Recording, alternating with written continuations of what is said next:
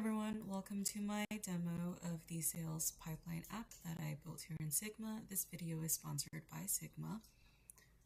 So this app is sort of a lightweight CRM replacement built natively in Sigma, and I used the Salesforce sample data in the database to help build this app out. What I really want to showcase here is how you can natively build within Sigma your own sales pipeline.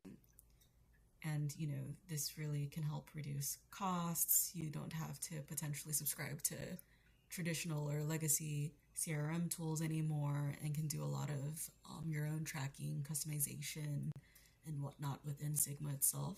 It's really fun to be able to customize things the way that you want, and I hope that this app can showcase an example of how you can create that kind of process of tracking your sales pipeline within Sigma itself in your own warehouse.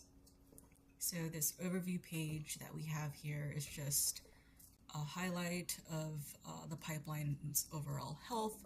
So at a glance, sales reps can see what are the current active deals, how many deals we've won, and what deals we've lost.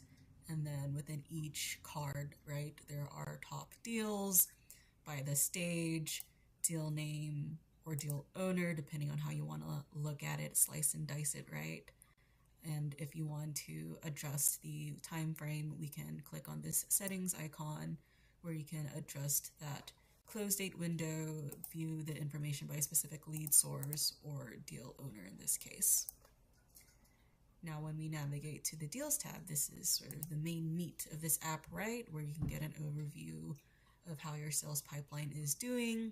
Up top, we have general KPIs that cover overall the sales pipeline. And then when we scroll down here, this is where we get into our mains deals table. So right now we're looking at all active deals only, but you can toggle this off if you want to review all deals. We can search by deal name, deal stage, and if you have any other filter requirements, you can easily just add them in to the app. I've included the option for users to sort by amount, create a date, or close date, just to give some options of how to review the information. We can click the arrows here to navigate in between pages, so that way it's just not an endless doom scroll of the deals, right? Now, when you want to create a new deal, click on the Add New Deal button here, and this modal will pop up where you can go ahead and select your company name, enter in the amount, etc. to add in a new deal. Now, I do want to note that if you don't make any selections or miss some and you try to click on Add New Deal, you'll get this warning to make sure you fill out all the required fields first, right? And now, in order to see the new deal you just created, you can just easily sort by create a date, and then that deal that you just created should pop up first. Some features that you can do in this view is if you want to view additional deal details, you can click on a deal name where this modal will pop up and you can see additional deals tied to the deal. If the deal contains any activity, then you can review the activity log. In this case, this deal does not have any activity, so let's see if I can find one that does. This deal here, 1347 Property Insurance Holdings, does contain activity log records. So you can click on this popover and then sort. It's sorted by the last update date, where you can just review at a glance what were those different activity logs, when was it last updated, and who it was last updated by. Another feature in this app is that you can also update the deal. So say someone entered in a deal, but maybe they did forget to update the information. You can click on Update Deals and then come in and maybe add in a test email or contact email, and click Update Deal Information, and then it'll write back to your data in the back end.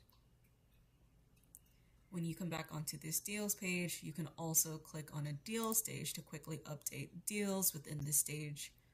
I'm sorry, not within this stage, but within this view as well. Every time you make an update to a deal stage, or even if you want to update the notes, this will all write back into the warehouse, as well as track those changes in activity log as well. That shows up as a record here, like we see in the activity log when you go to the details modal. Another way to view this information is if you come to this this icon right here. If you click on this square pattern icon, you can switch to a Kanban view of the information that breaks it out by the different stages that they are in. And if similarly, if you click on a KPI card, it'll open up the details modal for that deal. Now, coming back up here, if we navigate to the user guide, this page is just kind of like a frequently asked questions or how to in terms of using this app. So how do I add a new deal? Click on that new deal button in the deals pipeline. How do I update an existing deal? Review deals for a deal, or how can I delete a deal, etc. Again, just kind of showcasing how you can develop your own applications in Sigma and really create fun interactive ways for end users. You can really customize it. You can add more, how to write to this user guide. But overall, it was just really fun to be able to create my own sales pipeline app in Sigma, and the features and possibilities are sort of endless with how you want it to go. Though I did not build it in here, but just to point out some of the things that you can do. Say if a deal stage is moved to 1, you can even create like a Slack notification to your sales channel to let everyone know that the deal was won, who it was, how much it was. And those are kind of like the little things that I think make building in Sigma really unique and fun. But yeah, that wraps up my walkthrough of the sales pipeline app. I hope you enjoyed it. And again, this video was sponsored by Sigma. Thank you for your time.